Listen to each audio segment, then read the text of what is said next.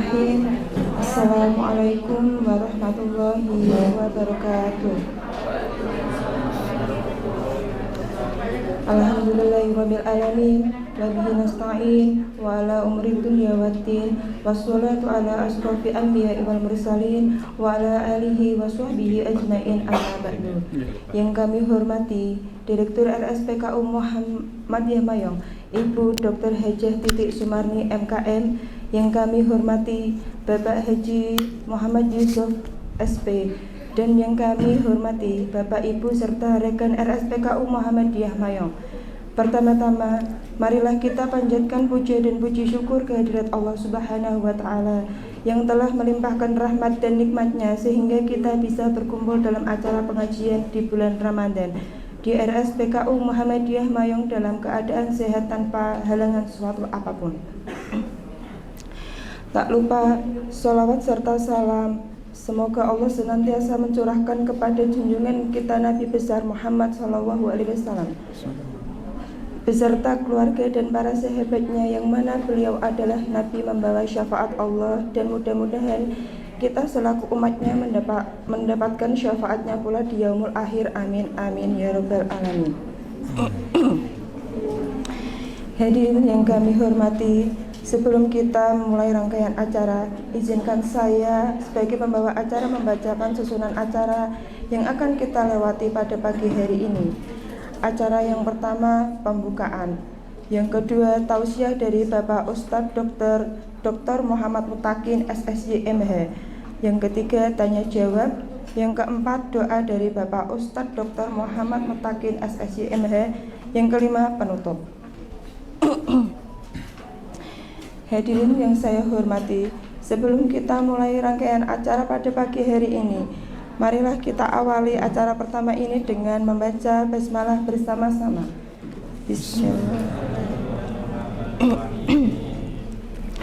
Terima kasih. Sebelum memulai tausiah, izinkan saya membacakan CV dari Bapak Ustadz Dr. Muhammad Mutakin SSY MH. Di sini saya akan bacakan sebagai berikut.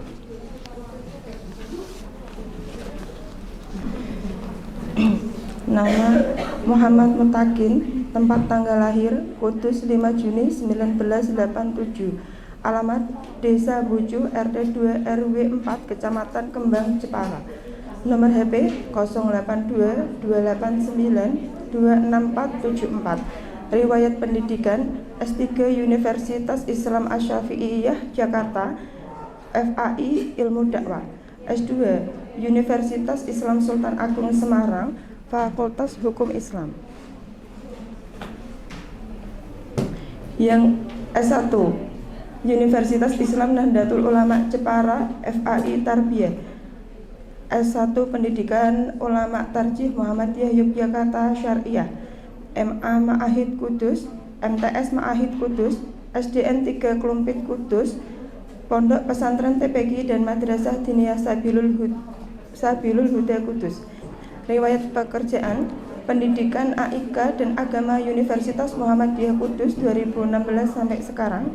Wakil Direktur 1 Pondok Pesantren Muhammadiyah Kudus 2015 sampai 2019. Wakil Direktur 2 Pondok Pesantren Muhammadiyah Kudus 2011 sampai 2015. Musyrif atau pengasuh Pondok Pesantren Muhammadiyah Kudus 2009 sampai 2013. Guru Nahwu dan Shorof MTS dan MA Muhammadiyah Kudus 2009 sampai 2021. Riwayat organisasi, Ketua Majelis Tarjih dan Tajdid Pimpinan Daerah Muhammadiyah Jepara periode Muktamar 48. Ketua Majelis Tablik Pimpinan Cabang Muhammadiyah Kembang Jepara periode Muktamar 48. Ketua Pimpinan Ranting Muhammadiyah Bucul periode Muktamar 48. Sekretaris Majelis Tarjih dan Tajdid Pimpinan Daerah Muhammadiyah Kudus periode 47. Anggota Kelompok Bimbingan Ibadah Umroh Muhammadiyah Kudus 2014 sampai 2016. Anggota Pimpinan Daerah Pemuda Muhammadiyah Kudus 2015 sampai 2023. Anggota Musyawarah Ekonomi Syariah Kudus, Sekretaris Ikatan Mahasiswa Muhammadiyah Komisariat PUTM Yogyakarta Ketua Ikatan Pelajar Muhammadiyah Ngaringan Kudus, Ketua Bidang Dakwah OSIS MA Ma'ahid Kudus.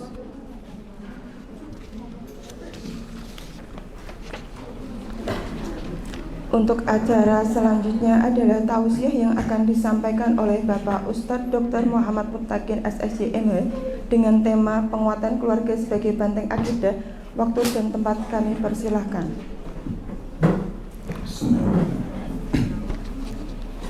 Assalamualaikum warahmatullahi wabarakatuh.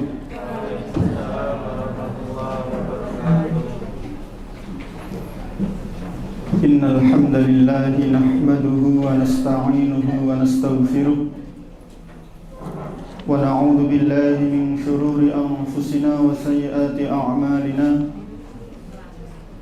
May yahdihillahu fala mudilla lahu wa may yudlil fala hadiya lahu. Asyhadu an la ilaha illallah wahdahu la syarika lahu wa asyhadu anna Muhammadan abduhu wa rasuluhu la nabiyya wa la rasula ba'dah. Qala Allah ta'ala fil Qur'anil Karim, a'udzu billahi minasy syaithanir rajim. Ya ayyuhalladzina amanu taqullaha haqqa tuqatih wa la tamutunna illa wa antum muslimun. Ya ayyuhalladzina amanu kutiba alaikumus siyam kama kutiba alal ladzina min qablikum la'allakum tattaqun. Rabbi shrah li sadri wa yassir li amri wahlul 'uqdatam min lisani yafqahu qawli. Amma ba'd. Ma'asyiral muslimin, bapak-bapak, ibu-ibu, mas-mas, mbak-mbak, semua hadirin yang insyaallah mendapatkan rahmat dan berkah dari Allah Subhanahu wa taala. Alhamdulillah, pada kesempatan pagi hari ini Allah Subhanahu wa taala masih memberikan kepada kita kesehatan. Sehat semua gitu Bapak Ibu. Alhamdulillah. Meskipun kita setiap hari merawat orang sakit, melayani orang sakit, mudah-mudahan Allah Subhanahu wa taala menghindarkan kita semua dari penyakit. Amin Allahumma amin. Allah juga masih memberikan nikmat, rahmat, taufik dan hidayahnya kepada kita. Karena sesungguhnya karena taufik itulah yang menjadikan pagi hari ini kita bisa hadir dalam ruangan yang insya Allah penuh berkah ini. Karena makna taufik adalah pertolongan yang diberikan oleh Allah kepada kita, sehingga kita mampu untuk melaksanakan ketaatan-ketaatan kepada Allah Subhanahu wa ta'ala. Termasuk kita hadir pada pengajian pagi hari ini dalam rangka kita tholabul ilmi. Kita melaksanakan perintah Allah, kita melaksanakan ketaatan kepada Allah. Kita tahu bahwa tholabul ilmi, pengajian seperti ini, Rasulullah Muhammad sallallahu alaihi wasallam pernah mengatakan bahwa ketika berkumpul suatu kaum, berkumpul suatu kelompok orang di suatu masjid atau di suatu tempat yang di dalamnya dibacakan ayat-ayat Al-Quran, dibacakan hadis-hadis Rasulullah, maka oleh Rasulullah sallallahu alaihi wasallam akan diberikan beberapa keutamaan.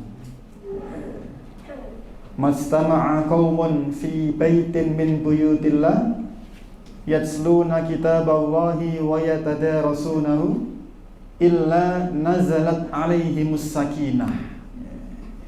Nomor 1, keutamaan kita hadir dalam pengajian seperti ini adalah Allah menurunkan, Allah memberikan rasa sakinah. Apa artinya sakinah, Bu? Mbak, sakinah apa artinya? Rasa Pak Mas, Pak Dokter. Sakinah artinya? Kan kita sering dengar ya, sakinah, mawaddah, warohmah. Apa artinya sakinah? Rasa tenang, ya, tentram, damai. Ya. Hati kita itu adem, ya, ayem, tentrem. Nah, ini ku sakinah. Jadi yang mendapatkan sakinah itu ternyata tidak hanya orang yang sudah menikah. Nah, ini yang sudah menikah pasti sudah merasakan ketenangan batinnya. Sudah banyak yang menikah di sini? Belum. Ada yang belum menikah? Belum. Yang belum menikah coba ngacung, Mbak. Yang belum nikah? Sepertinya belum semua. Mas-mas, masih muda-muda ya. Nah, dalam rangka nanti kajian kita menyiapkan generasi keluarga yang sakinah ya, untuk membentengi akidah kita ya, agar nanti generasi Islam kita menjadi generasi yang terbaik. Jadi yang mendapatkan sakinah itu tidak hanya orang yang menikah ya. Memang kalau sudah menikah itu beda sama yang belum nikah, Mas ya. Jomblo itu beda rasanya sama yang sudah menikah. Nah, kalau sudah menikah itu sudah tenang dia ya. Karena ada penyaluran apa? Hasratnya. Jadi nafsu seksualnya sudah tersalurkan di tempat yang halal. Nah, sudah halal menjadi ibadah. Makanya yang belum menikah segera menikah. Kan sunnah itu kan. Nah, nanti bagaimana cara menikah kita kaji di kajian pagi hari ini. Nah, termasuk ngaji ini kita mendapatkan rasa sakinah. Ini dicatat gak, Pak? Dicatat. Ini mohon maaf ya, saya tidak bawa PPT karena kemarin baru dihubungi Mas Sinten Wahyu ya. Seharusnya saya tanggal berapa, Ustaz? 5 April. Nah, cuma karena yang ngisi Ustadz Fahrul Razi ya dari Semarang sedang ini kan jalurnya banyak banjir ya. Ada yang rumahnya banjir gak, Mbak? Ya, semoga cepat surut ya. Sehingga saya kemarin ditelepon untuk maju hari ini tidak sempat buat PPT, Ustaz. Afwan, Ustaz. Tadi sore juga ngaji, malam ngaji, subuh ngaji, dengan waktu buat PPT-nya nggak ada ya. Jadi insya Allah ini bisa ditangkap ya Bapak Ibu ya. Yang saya sampaikan bisa ditangkap nggak, Pak? Atau kecepatan? Betul ya. Jadi yang pertama, Allah menurunkan rasa sakinah. Nazalat alaihimus sakinah wa haffathumur rahmah. Nah, yang kedua, kalau kita ikut pengajian, keutamaannya Allah akan menurunkan rahmatnya kepada kita. Nah, rahmah. Nah, tadi kan sakinah. Yang kedua, rahmah. Kalau ngaji dapat rahmah. Kalau nikah sakinah, mawaddah, rahmah. Nah, kalau ngaji sakinah dan rahmah. Kalau mawaddah nanti khusus yang sudah menikah berarti ya. Termasuk Ustadz Agus nanti segera menikah insya Allah ya. Ini nanti rahmat ini, kasih sayang Allah, kita akan diberikan rasa oleh Allah Subhanahu wa taala kecintaan ya. Kita dicintai oleh Allah Subhanahu wa taala. Allah menurunkan rahmatnya kepada kita, kasih sayangnya kepada kita.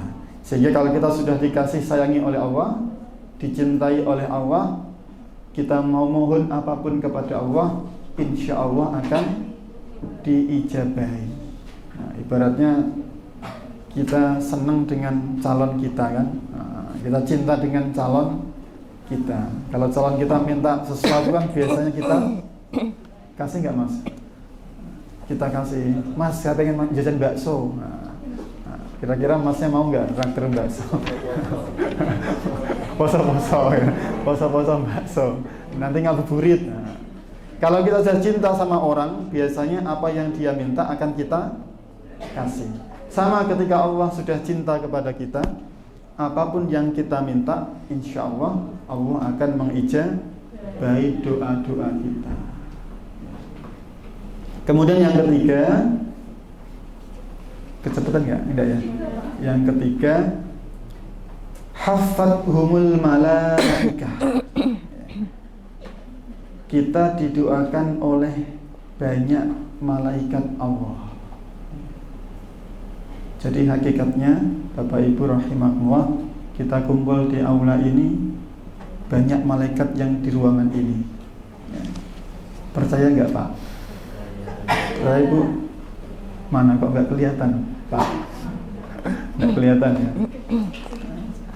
Tapi sebagai orang yang beriman, orang yang bertakwa, salah satu cirinya adalah dalam surat Al-Baqarah ya. Saya yakin hafal semua Bapak Ibu ya. Hudal lil muttaqin. Quran itu petunjuk bagi orang yang muttaqin. Nah, saya muttaqin. Saya muttaqin. Maksudnya orang-orang yang bertakwa semua mendapatkan petunjuk dengan kitab suci Al-Quran. Siapakah orang yang bertakwa itu? Ayat selanjutnya. Apa Mbak? Alladzina yu'minuna bil ghaibi. Nomor 1 ya. Orang yang bertakwa itu satu cirinya dia yu'minuna bil ghaibi, percaya ya, beriman terhadap hal-hal yang ghaib. Apa artinya ghaib? Tidak bisa dilihat, tidak bisa dipegang, tidak bisa dicubit, ghaib ya. Tidak kelihatan. Termasuk malaikat Allah, kan gaib ya Mbak. Jadi orang yang bertakwa ya wajib percaya, karena malaikat itu makhluk gaib. Termasuk setan, ada nggak? Percaya nggak kita ada setan? Ya percaya. Ada jin ya. Ada surat An-Nas kan, surat jin kan, itu manusia ya. Ada jin, minal jinnati wan nas, ada jin, makhluk gaib. Bagi orang yang bertakwa wajib percaya. Termasuk Allah Subhanahu wa ta'ala juga gaib. Swarga gaib, neraka gaib. Apalagi contohnya gaib? Banyak ya. Jadi malaikat meskipun tidak terlihat oleh kita ya, kalau Rasulullah Sallallahu Alaihi Wasallam mengatakan haffathumul malaikah, kita didoakan oleh para malaikat di sini ya. Bahkan dalam lain hadis itu yajnihu ajnihataha. Ya. Malaikat itu mengepakkan kedua sayapnya. Ya. Ridhon li talibil ilmi. Ya. Karena ridha dengan orang-orang yang mau menuntut ilmu, yang hadir pengajian. Ya. Sehingga Imam Al-Qurtubi menafsirkan kalau ada keterangan hadis malaikat mengepakkan kedua sayapnya itu sebagaimana manusia ketika mengangkat kedua tangannya memohon berdoa kepada Allah Subhanahu wa ta'ala. Jadi kalau malaikat itu sayap. Tapi kalau kita ibaratnya mengangkat kedua tangan berdoa kepada Allah Subhanahu wa ta'ala. Subhanallah. Jadi ini banyak malaikat Pak Bu di sini. Meskipun tidak kelihatan, kita didoakan oleh banyak malaikat Allah Subhanahu wa ta'ala, sehingga keluar dari pengajian ini insya Allah kita mendapatkan berkah kebaikan. Amin Allahumma. Bapak Ibu yang kami hormati, untuk kajian pada pagi hari ini kita nanti fokus pada apa Mbak tadi Bu temanya? Penguatan keluarga. Penguatan keluarga dalam akidah. Sebagai benteng akidah ada ya. Nah, jadi fokus ke keluarga. Keluarga ini adalah sesuatu yang sangat berharga. Bahkan dalam posisi iman itu keluarga itu sangat agung di mata Allah Subhanahu wa ta'ala. Sampai-sampai ketika Rasulullah itu pernah menjelaskan bahwasanya besok ketika seseorang itu ada di alam kubur, dia sudah melewati ujian pertanyaan malaikat Munkar dan Nakir, ditanya oleh malaikat, dan orang itu sudah berhasil menjawab pertanyaan malaikat Munkar dan Nakir. Kemudian orang tersebut teriak, memanggil-manggil. Kira-kira apa panggilannya, Pak? Bu? Tahu kita panggilan orang yang di alam kubur? Nah, ternyata mereka memanggil-manggil keluarganya, memanggil anaknya, memanggil istrinya, orang tuanya, kerabat dekatnya.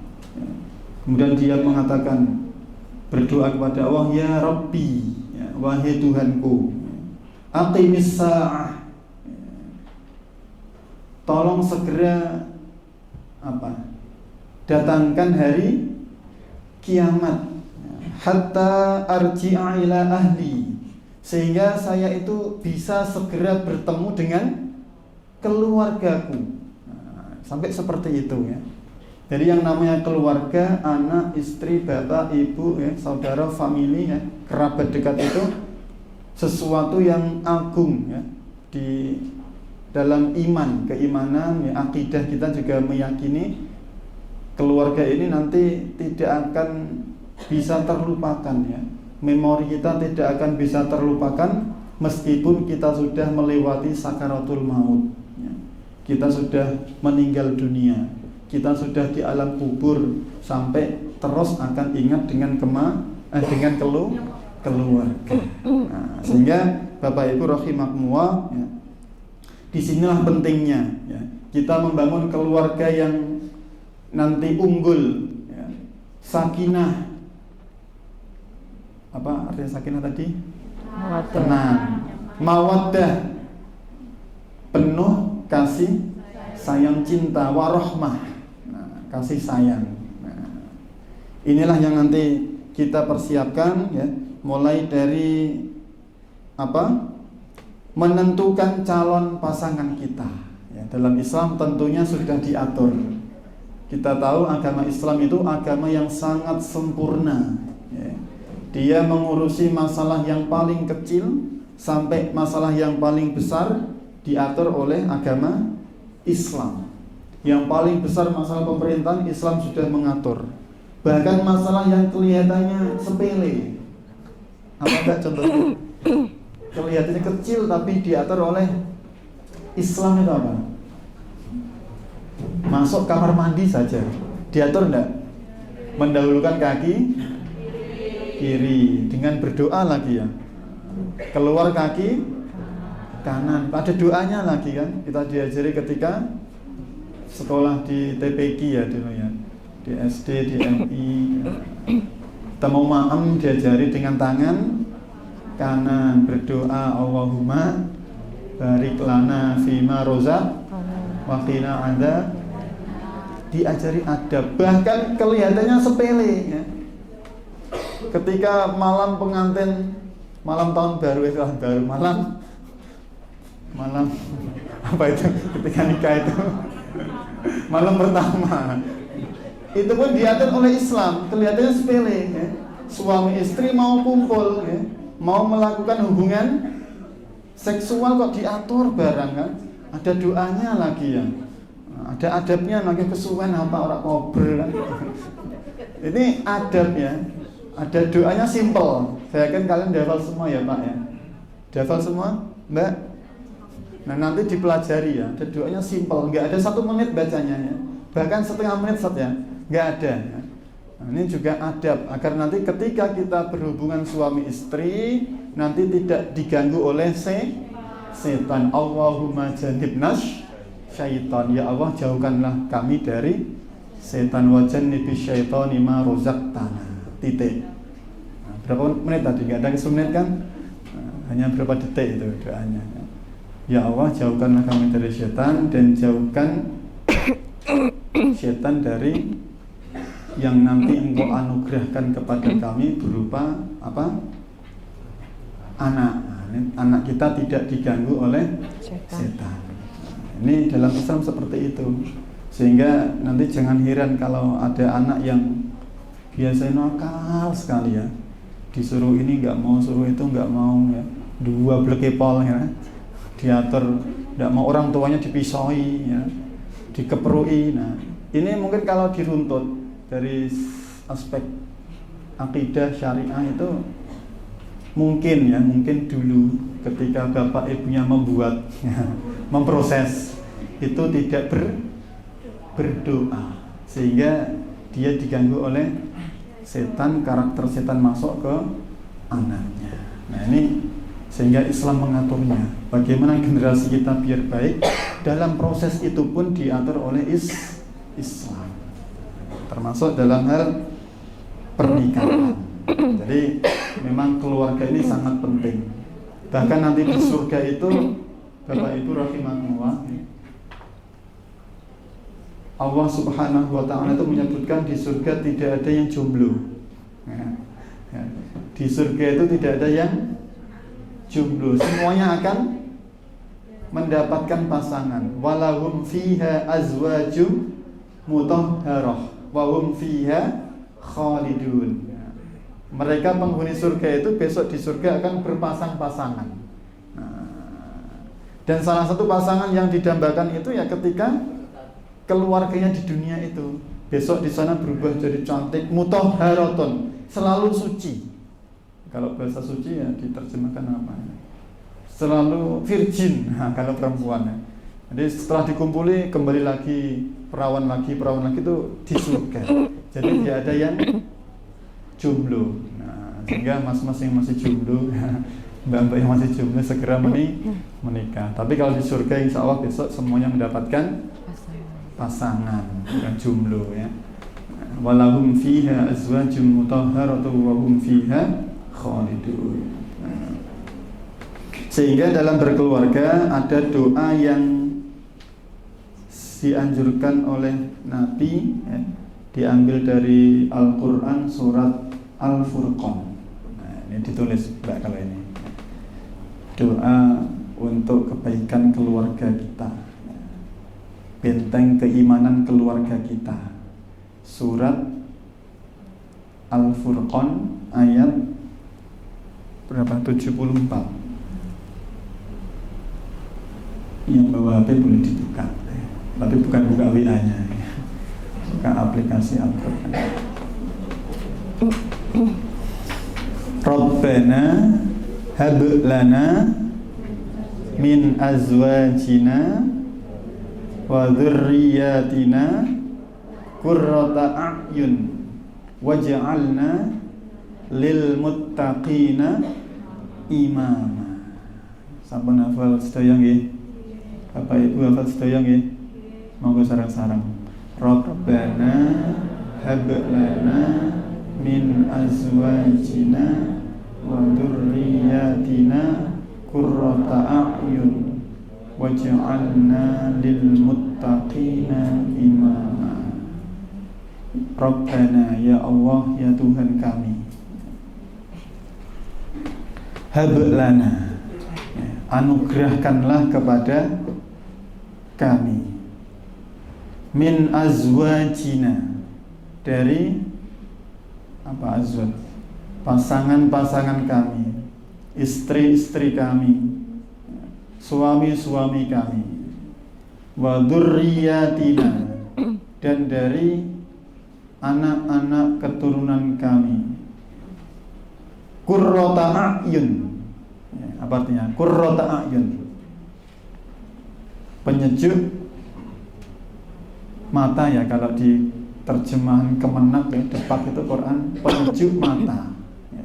Nah cuma nanti ada tafsir yang lebih komplit nanti ya, di tafsir itu lebih jelas, lebih komplit ketika kita memaknai lafaz qurrata a'yun. Tidak cukup hanya penyejuk mata, akan tapi nanti kita coba baca tafsirnya.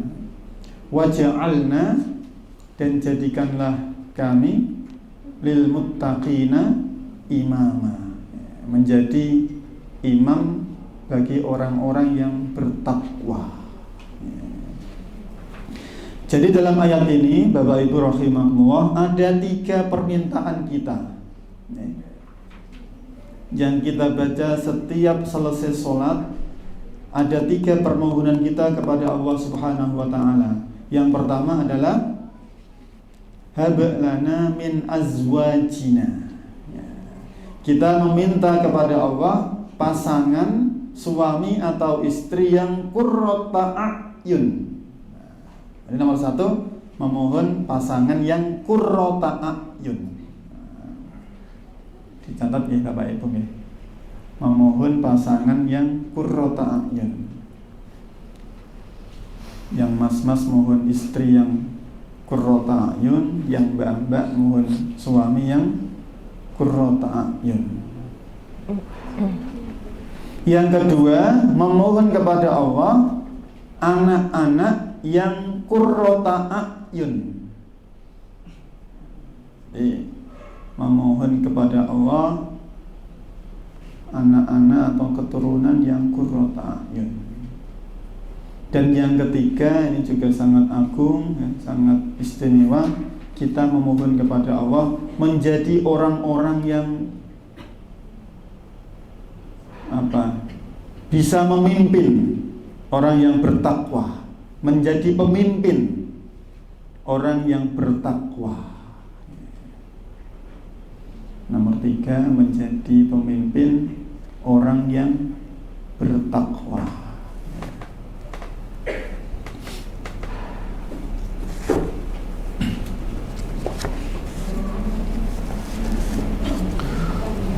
Apa artinya qurrata a'yun? Nah, kalau diterjemah Quran kan penyejuk mata ya, penyejuk pandangan. Nah, cuma itu tidak bisa mewakili arti qurrata a'yun secara lengkap ya, sehingga perlu ditafsirkan.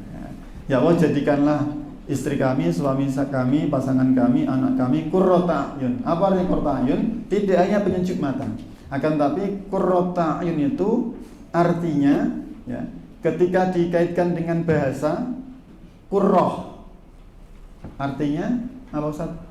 Qurratun bola ya. Kalau ainon mata ya, jadi bola mata, sehingga diartikan penyejuk mata. Itu segi bahasa saja itu ya.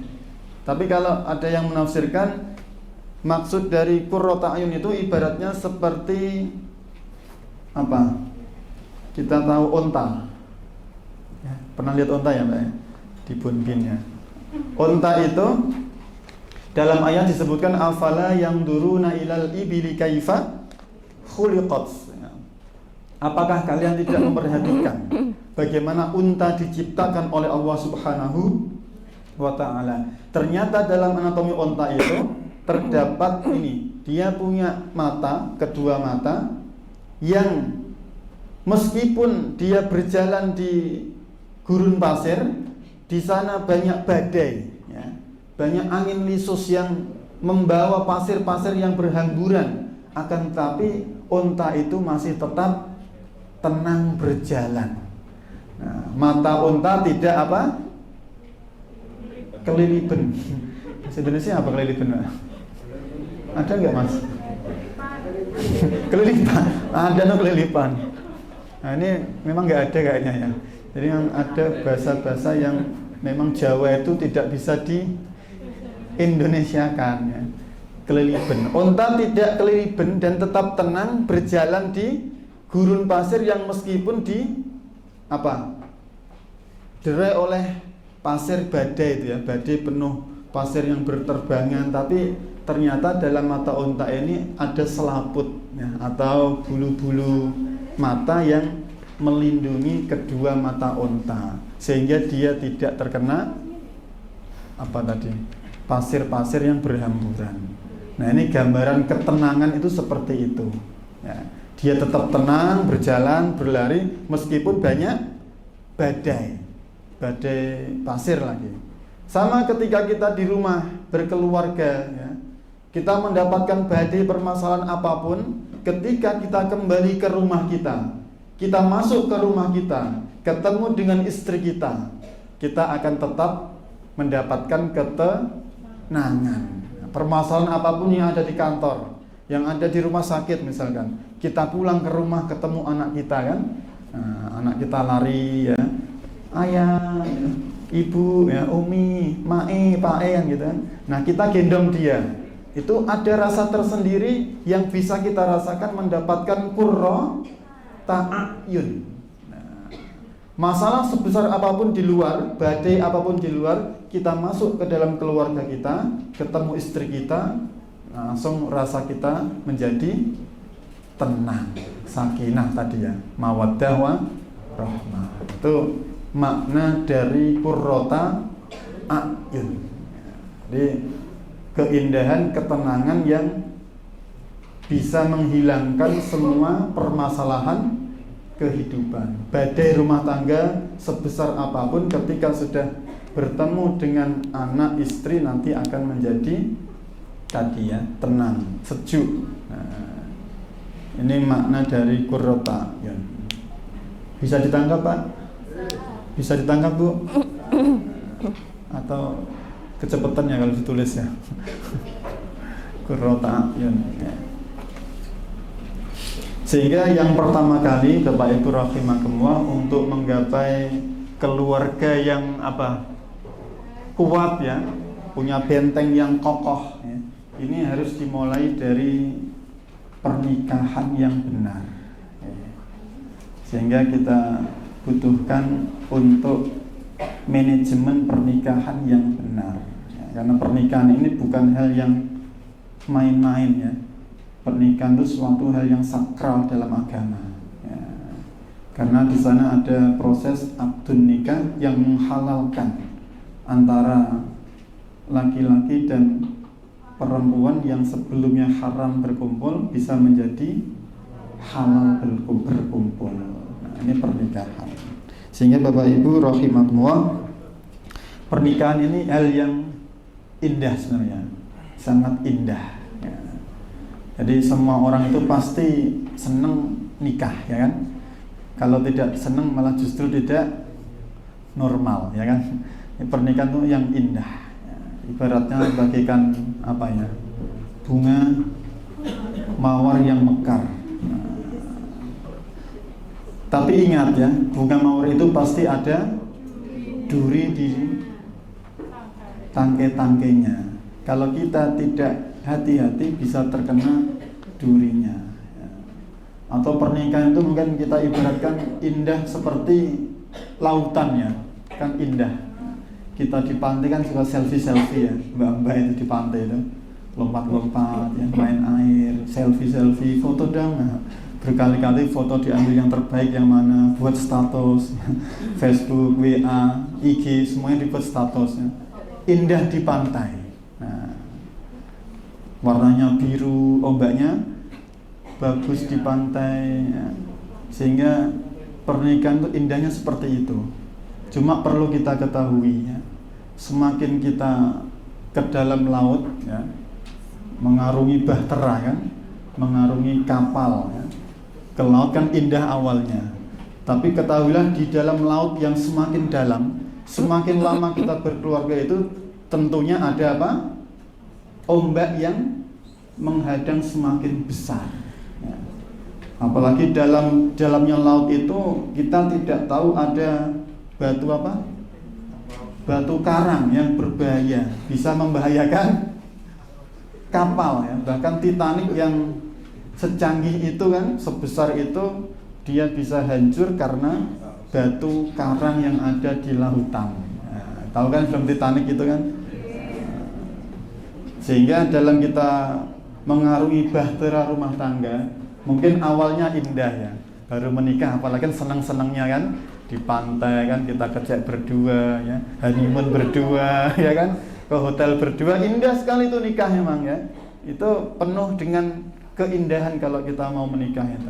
Nah cuma semakin bertambah tahun, semakin ke tengah bahtera itu nanti pasti ada tantangan aral yang akan menimpa kita. Sehingga satu-satunya cara untuk menghadapi tantangan itu adalah dengan menguatkan akidah ya. Agama kita harus kuat ya. Sehingga Nabi ketika memerintahkan kepada kita, saya boleh berdiri nggak Mbak? Boleh ya, biar kelihatan ya. Duduk terus kayak capek. Adik berangkat dari rumah itu duduk terus ya. Di sini duduk ya. Jalan-jalan ya. Semoga sarungnya nggak prorot nanti. Masih sarungan, masih ngaji langsung ke sini. Jadi Nabi itu memerintahkan kepada kita, kalau ingin mencari pasangan ada 4 karakter. Nah ini wajib tulis kalau ini, terutama yang belum nikah.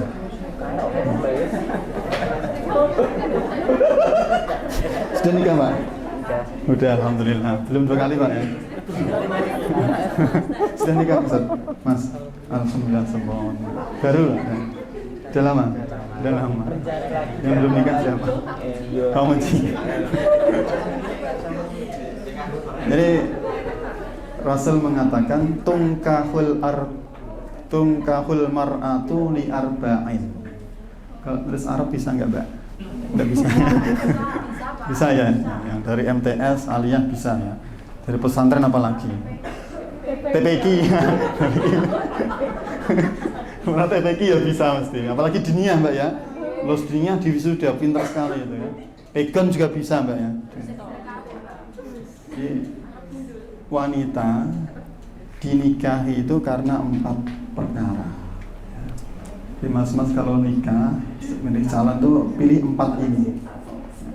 Begitu juga sebaliknya, nanti mbak-mbak milih juga karena 4 ini, kata Nabi ya. Yang pertama apa? Kira-kira karena apanya? Agama. Yang pertama apanya? Apa? Cantiknya Ustaz ya, apalagi semoknya. Apalagi Ustaz? Apa Mbak? Nomor 1 apa di antara 4 ini? Apa? Nasabnya, apalagi? Ternyata nomor 1 yang disampaikan Nabi itu faham naluri kita, sehingga ditaruh nomor 1 itu apa? Lima liha, karena hartanya. Sing paling sugih mesti. Ya. Jadi paling sugih 5 liha nomor 1 ya. 5 liha. Milih sing sugih. Tumbakane Fortuner. Wah. Kalau cuma motor butut nggak usah ya. Sepeda ontel apalagi. Nah. Baru yang kedua apanya? Li jamaliha, karena kecantikan parasnya. Nah, wajahnya baru nomor 2. Nabi tahu naluri manusia itu pasti milih nomor 1 apanya? Kira-kira ini mbak-mbak lah, antara ganteng sama sugih. Jenengan kira-kira milih mana Mbak? Milih sing ganteng tapi ora patek duwe apa sugih tapi ora patek ganteng? Milih mana Mbak? Jenengan milih yang ganteng tapi ora patek duwe atau yang sugih pol ya, tumpak mobil gonta-ganti tiap hari ya. Tapi ora patek ganteng, ireng. Ireng. Dekil. Nah. Milih ya sugih tapi ganteng ya. Tapi nggak ada pilihan itu ya. Pilih cuma 2, pilih mana jenengan ya. A sama B. Kalau jenengan milih yang C, kalau ujian nasional nggak lulus ya. Nggak ada jawabannya kan, nggak lulus ya. Nah, jadi Nabi itu paham biasanya orang itu memilih yang apa nomor 1? Kekayaannya dulu. Baru yang kedua parasnya, ganteng, cantik ya. Bodine wah ambo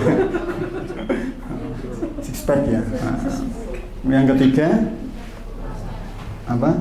Linasabiha, nasab keturunannya, anaknya orang terpandang, anaknya Pak Kiai Haji, wah, terpandang di kampungnya ya. Anaknya Pak Camat, Pak Petinggi, nah, anaknya Pak RT kok, wah terpandang kan. Linasabiha. Baru yang terakhir karakternya adalah diniha, karena agamanya. Di 4 ini sudah ditulis semua Mbak? Mas, karakter ini kalau ada 4 semuanya dapat ya. Cuman di akhir hadis Nabi mengatakan fakfar bidzatid din taribat yadaka. Dari keempat itu maka utamakanlah yang agamanya terlebih dahulu ya. maka kalian akan mendapatkan keselamatan di dunia dan akhirat. Nah, dalam Islam seperti itu. Kalau ada 4 sempurna dapat semua, silahkan, ya kan? Luar biasa bisa dapat 4 ini masuk semua ya. Sugih, wayu, atau ganteng, anaknya orang terpandang, soleh lagi, rajin sholat, rajin ngaji ya, hafid Quran ya. Kalau ada 4 ini lebih baik. Tapi kalau tidak bisa semuanya, karena manusia kan tidak ada yang sempurna ya, tak ada yang sempurna kita itu ya. Maka dahulukanlah apanya? Agamanya. Kalau kita nikah karena agamanya, misalkan Mas sinten sing dereng nikah? Mas Bagus. Bisa selamat. Mas selamat ya. Misalkan belum nikah ya. Nanti orientasi kita milih itu jangan karena hartanya ya. Kalau Anda milih karena hartanya lebih dahulu tanpa mempertimbangkan agamanya, nanti kalian akan rugi. Misalkan dia suatu saat akan jatuh bangkrut, tidak kaya lagi, pasti kita akan menyesal. Atau milih yang paling cantik dulu parasnya ya, irungnya buangir ya, sampai 10 cm ya. Pipine koplo-koplo ya, kemerah-merahan ya, kayak Humaira kan. Wajahnya putih berseri-seri ya. Kalau tidak dipertimbangkan agamanya ya, mungkin dia, mohon maaf ya, hanya mementingkan tampilan luarnya saja ya, dandanya tidak menutup auratnya, kita cinta karena bodinya saja, kita tidak melihat agamanya ya, ini juga kita akan rugi nanti. Atau yang hartanya ya, nasabnya saja, ini juga rugi. Meskipun nomor 1 tadi apa? 5 iya, tapi Rasul mengatakan fadfar bidzatiddin, maka pilihlah, utamakanlah, prioritaskanlah karena agamanya, taribat yadaka, maka engkau akan selamat ya, menyelamatkan tanganmu, dirimu dari api neraka. Jadi agama ini memang benteng kita, terutama akidah ini ya. Jadi kekuatan keluarga ini nanti harmonis dan tidaknya ini karena ilmu agama, Mbak ya. Betul ya. Kalau Anda mencari suami yang tidak paham agama, dia tidak tahu hadis larangan memukul wanita ya. Karena Nabi kan melarang memukul wanita, apalagi istrinya. Kalau dia tidak tahu hadis ini, dia akan moro tangan nanti kan. Kalian dikit-dikit ya akan dikuampleng ya, kuampleng bojone kan, dia nggak tahu hadis ya, dia nggak tahu agama. Beda sama yang tahu agama. Kalau ada pengajian di rumah sakit PKU ya dia selalu hadir kan, dia tahu ilmu agama meskipun tidak pernah mondok, tapi kalau dia rajin pengajian Mas ya, itu tahu ilmu agama. Seperti kajian pada pagi hari ini, insya Allah menjadikan bekal ilmu agama bagi kita semuanya dan bermanfaat. Amin Allahumma amin. Itu tips dari Nabi cara memilih apa tadi? Pasangan. Sampai setelah pernikahan, keluarga kita harus tetap kita bentengi dengan ilmu ya, dengan akidah yang kuat.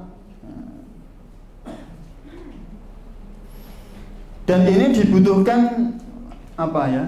Di samping ilmu juga ada manajemen ya. Ilmu tentang keluarga itu juga perlu dipelajari. Akidah juga perlu dipelajari. Jangankan ilmu tentang keluarga ya. Kita tahu di universitas itu ada jurusan teknik.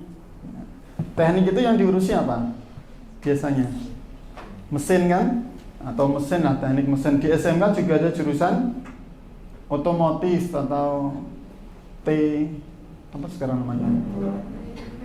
TKR ya, teknik kendaraan ringan. Itu pun ada ilmunya.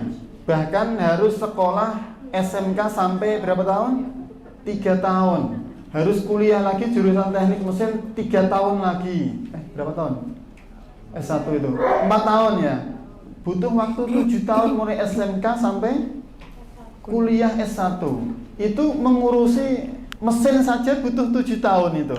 Padahal itu kan Mesin kan barang yang mati kan, dia tidak bergerak. Apalagi kita dalam membina, membangun keluarga. Yang kita hadapi adalah manusia yang dia punya otak, ya, dia punya psikologis, dia punya apa? Macam-macam kan, karakternya macam-macam juga. Ini juga perlu ilmu. Sehingga ilmu ini juga perlu disiapkan ketika kita berkeluarga. Semua sudah dicontohkan oleh Nabi Muhammad Sallallahu Alaihi Wasallam. Jadi tidak hanya 1 tahun, 2 tahun kita mencari ilmu. Rasulullah mengatakan, ini kata-kata Mutiara Rasatnya, utlubul ilma walau bisin, atau tolabul ilmi minal mahdi ilal lahdi. Carilah ilmu mulai dari apa? Turun ayunan, ya. Masih kecil kan kita disuruh mencari ilmu, belajar, ya. Tanya, Pak, ini namanya apa? HP, ya. Dia dapat ilmu di sini. Oh, HP. Kosakata baru kan? Ini namanya apa, Pak? Kertas. Ini apa ini? Apa ini? Vas bunga, ya, ini vasnya. Ini bunganya, daunnya. Itu kan ilmu bagi anak kecil. Ilalahdi, sampai kita meninggal dunia. Jadi kewajiban kita tolabul ilmi faridhatun ala kulli muslim. Kewajiban mencari ilmu itu hukumnya wajib setiap muslim, itu mulai dari turun ayunan sampai ke liang lahat. Jadi sampai kita meninggal dunia, yang dijemput oleh malaikat Israel, itu kita tetap berkewajiban untuk menuntut ilmu. Tidak hanya setelah kuliah kemudian stop belajar, tidak, ya. Tapi belajar dimanapun bisa, ya. Kita di rumah sakit juga bisa belajar dengan senior-senior kita, ya. Dengan para tokoh-tokoh kita, bagaimana dia memanage rumah sakit PKU Mayang menjadi besar, bagaimana, kok bisa, ya. Itu semua ada ilmunya, ya. Kemudian diadakan pengajian setiap minggu, setiap bulan. Ini juga dalam rangka untuk tolabul ilmi. Jadi tidak ada kata berhenti bagi kita orang muslim, muslimah untuk tolabul ilmi. Ini demikian Bapak Ibu yang dapat kami sampaikan berkaitan dengan kajian pada pagi hari ini. Mudah-mudahan apa yang kita kaji pada pagi hari ini bisa membawakan bagi kita ilmu yang bermanfaat. Amin Allahumma amin. Saya tutup ya ini. Oke. Nanti kalau ada yang ingin bertanya, ya, kita kasih kesempatan 1 atau 2 orang untuk menyampaikan pertanyaan. Kami akhiri, billahi taufiq wal hidayah. Assalamualaikum warahmatullahi wabarakatuh. Kami ucapkan terima kasih kepada Bapak Ustadz Dr. Muhammad Mutakin SSY MH atas ilmu yang telah diberikan kepada kita. Semoga menambah pengetahuan serta bermanfaat bagi kita semua. Acara selanjutnya adalah sesi tanya jawab. Silahkan kepada Bapak Ibu serta rekan semua dapat bertanya kepada Bapak Ustadz sebelum kami tutup. Terima kasih.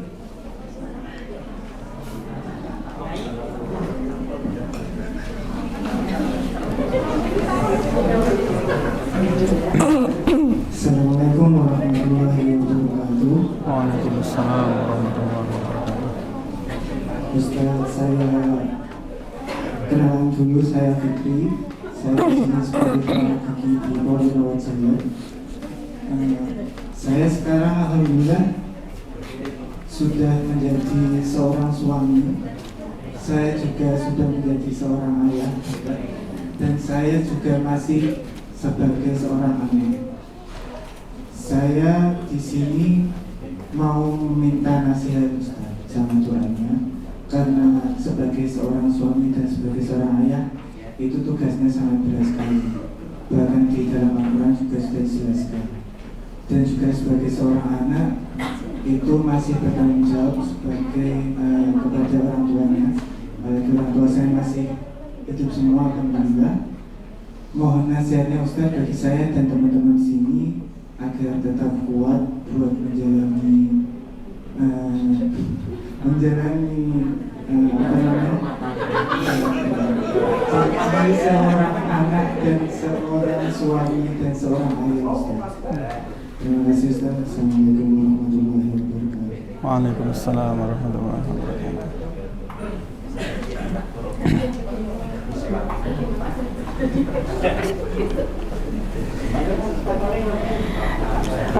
Ada pertanyaan lagi?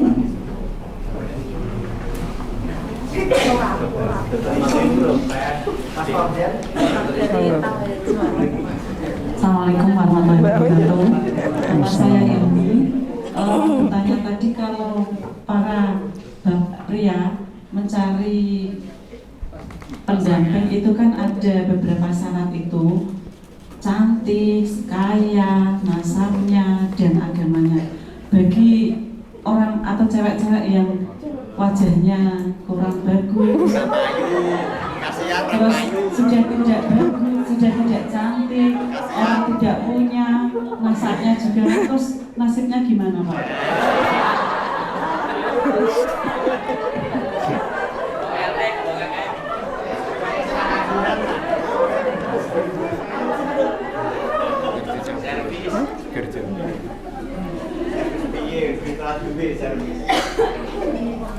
Ada lagi, ada cukup? Cukup. Boleh tambah satu lagi, Pak? Ada satu lagi? 3. Mungkin ada yang mau menambah pertanyaan satu lagi? Cukup 2 atau tambah satu lagi? Ada satu lagi, Pak. Satu lagi ya, terakhir ya.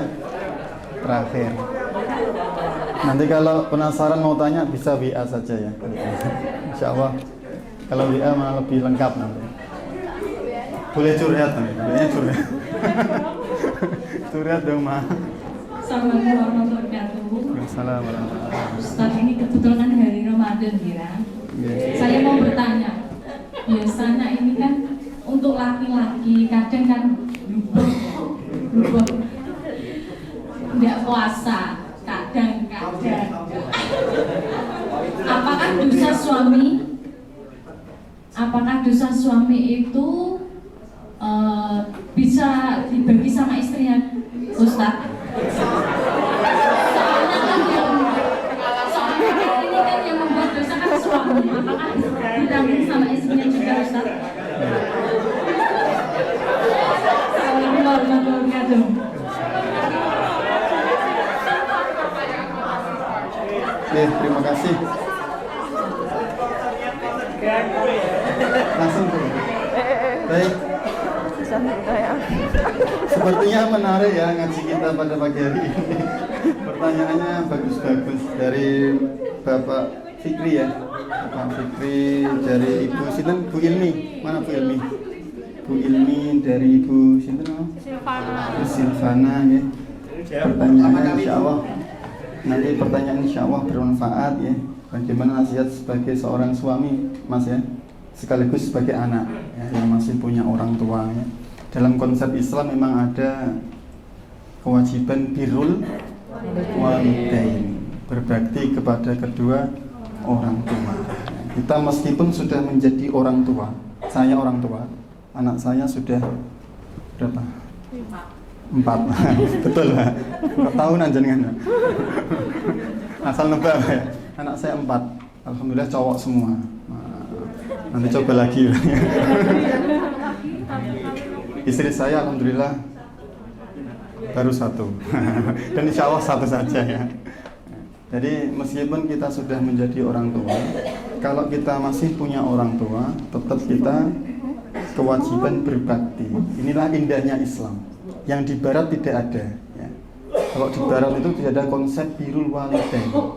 Sehingga di barat itu kalau punya orang tua ya kebanyakan ditaruh di panti-panti jompo. Islam nggak boleh sebenarnya. Kalau masih ada anaknya, kewajiban bagi anak untuk berbakti.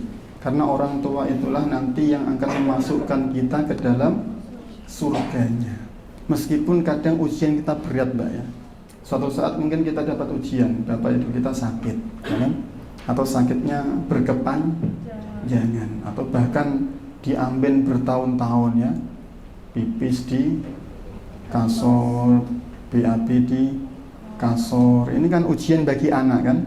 Tapi kalau kita mau berbakti, kita sabar merawat dia, ini peluang kita untuk mudah masuk ke dalam surga Allah Subhanahu wa Ta'ala. Jadi yang kemungkinan mendapatkan ujian seperti itu, kita sebagai anak tetap berbakti kepada orang tua ya.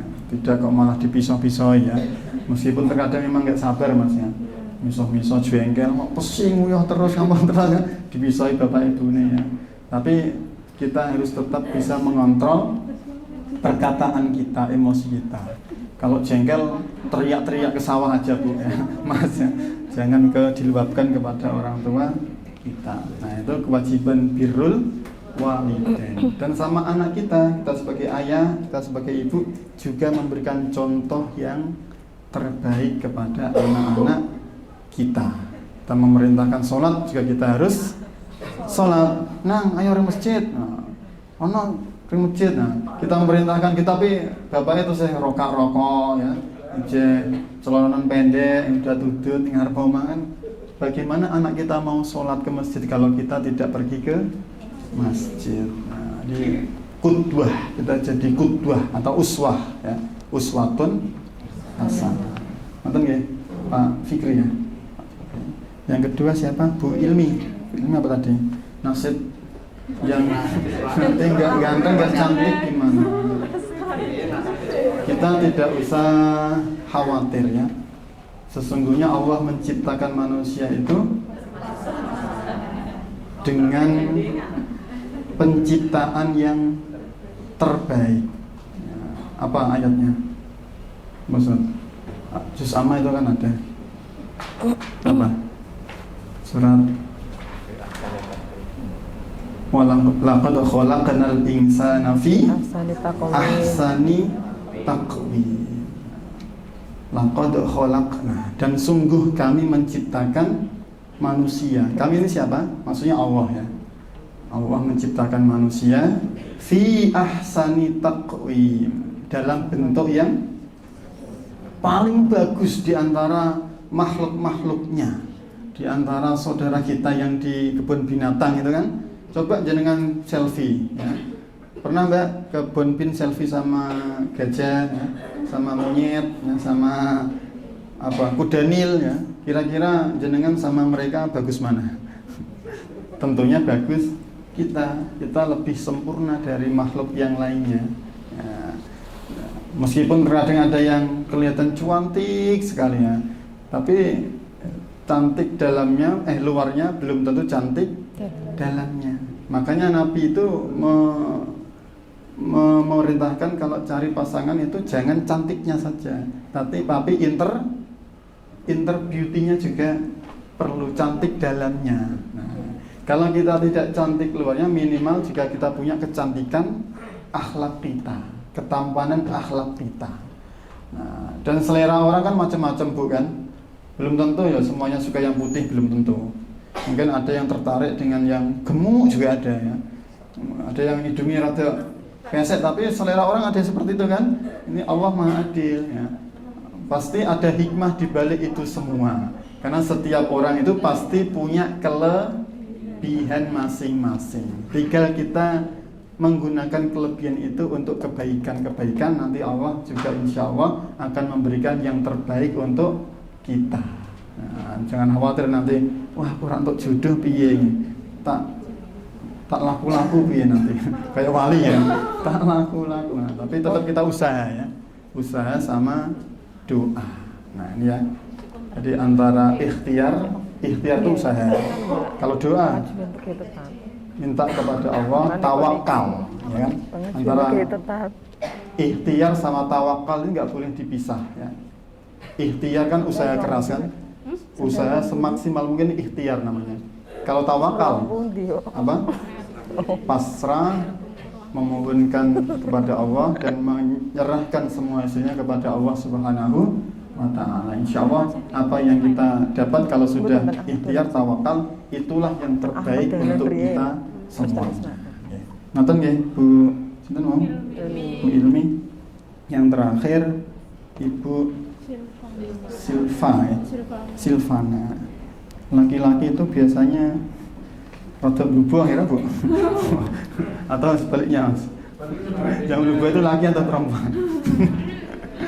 Nggak mau puasa ya, dimasakno gedunu susah-susah masak sahur mau ora gelem tangi ya. Itu memang ada ya seperti itu ya. Ini karena mungkin ini Bu ya, dia tidak mengetahui keistimewaan bulan suci Ramadan ya.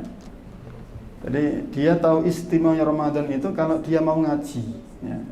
Dia mau ikut pengajian ya, serius nulis ya, diamalkan ya. Itu nanti dia tergerak hatinya akan merasakan eman-eman kalau tidak berpuasa. Dan dia mengetahui orang yang tidak berpuasa itu dia dosa.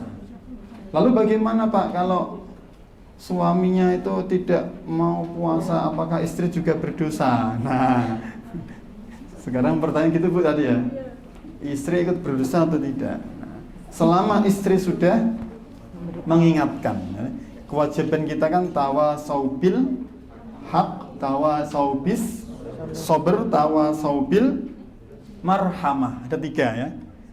Nasihat menasihati dalam kebaikan ya. Kemudian yang kedua, nasihat-nasihati dalam kesabaran ya. Kita hibur kalau dia susah. Ini kewajiban kita ya. Ada saudara kita yang sakit, kita jenguk ya, kita hibur, kita bawakan pisang goreng ya, bawakan pisang molen, bawakan martabak, itu kita menghibur mereka ya. Ini hakul muslim alal muslim, kewajiban sesama muslim. Yang ketiga tawasaubil marhamah, menasihati dalam hal kasih dan sayang. Keluarga juga butuh ini ya. Kalau kita sudah menyampaikan ya, ini kewajiban kita. Toh misalkan suami atau istri kita belum mau ikuti nasihat kita, nah ini sudah kita terlepas dari dosa yang dia kerjakan. Nah, kita sudah bangunkan sahur ya, tapi tidak mau sahur, nyuruh puasa tidak mau puasa. Tapi kalau kita sudah menyampaikan, insya Allah nanti tidak mendapatkan dosa. Beda lagi kalau kita biarkan ya. Ono sak kandhani kok tak pisan pindho ora gelem gugu, kemudian dibiarkan sampai berbulan-bulan, itu ya namanya apa? Belum maksimal ya, menasihatinya belum maksimal. Tetap kita menasihati dan kita doakan dalam sholat kita. Ya Allah, mudah-mudahan suami saya, mudah-mudahan istri saya nanti mau melaksanakan perintah, mau taat, berbuat baik ya. Tidak lupa kita selipkan dalam doa kita sehari-hari ya. Ngaten ya Ibu ya. Jadi itu yang dapat kami sampaikan. Cukup Bapak Ibu ya. Terima kasih perhatiannya. Kurang lebihnya mohon maaf. Assalamualaikum warahmatullahi wabarakatuh. Untuk acara selanjutnya adalah doa yang akan disampaikan oleh Bapak Ustadz Dr. Muhammad Mutakin, SSY/MH. Waktu dan tempat kami persilahkan. Mari kita mohon kepada Allah, mengangkat kedua tangan kita. Mudah-mudahan kita keluar dari ruangan ini mendapatkan berkah dari Allah Subhanahu wa taala. A'udzubillahi minasyaitonirrajim. Bismillahirrahmanirrahim. Alhamdulillahirabbil alamin, hamdan syakirin, hamdan na'imin, hamdan yuwafi ni'amahu wa yukafi'u mazidah. Ya Rabbana lakal hamd kama yanbaghi li jalali wajhil karim wa 'ali sultanik. Allahumma ighfir للمسلمين والمسلمات والمؤمنين والمؤمنات الأحياء منهم والأموات إنك سميع قريب مجيب الدعوات ويا قاضي الحاجات اللهم إنا نسألك سلامة في الدين وعافية في الجسد وزيادة في العلم وبركة في الرزق وتوبة قبل الموت ورحمة عند الموت ومغفرة بعد الموت اللهم هون علينا في سكرة الموت والنجاة من النار اللهم أصلح لنا ديننا الذي هو عصمة أمرنا وأصلح لنا دنيانا الذي فيها معاشنا وأصلح لنا آخرتنا التي إليها معادنا واجعل الحياة زيادة لنا في كل خير واجعل الموت راحة لنا من كل شر ربنا ظلمنا أنفسنا وإن لم تغفر لنا وترحمنا لنكونن من الخاسرين ربنا هب لنا من أزواجنا وذرياتنا قرة أعين واجعلنا للمتقين إماما ربنا آتنا في الدنيا حسنة وفي الآخرة حسنة وقنا عذاب النار سبحان ربك رب العزة عما يصفون وسلام على المرسلين والحمد لله رب العالمين.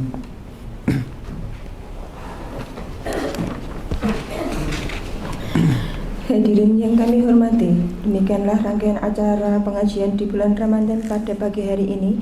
Marilah kita tutup dengan bacaan hamdalah bersama-sama. Alhamdulillahirabbil alamin. Sebelum kita tutup rangkaian acara pada pagi hari ini, saya sebagai pembawa acara dan mewakili seluruh panitia yang bertugas mengucapkan terima kasih dan mohon maaf apabila banyak kesalahan atau kekurangan dalam acara pada pagi hari ini. Wabillahi taufiq wal hidayah. Wassalamualaikum warahmatullahi wabarakatuh.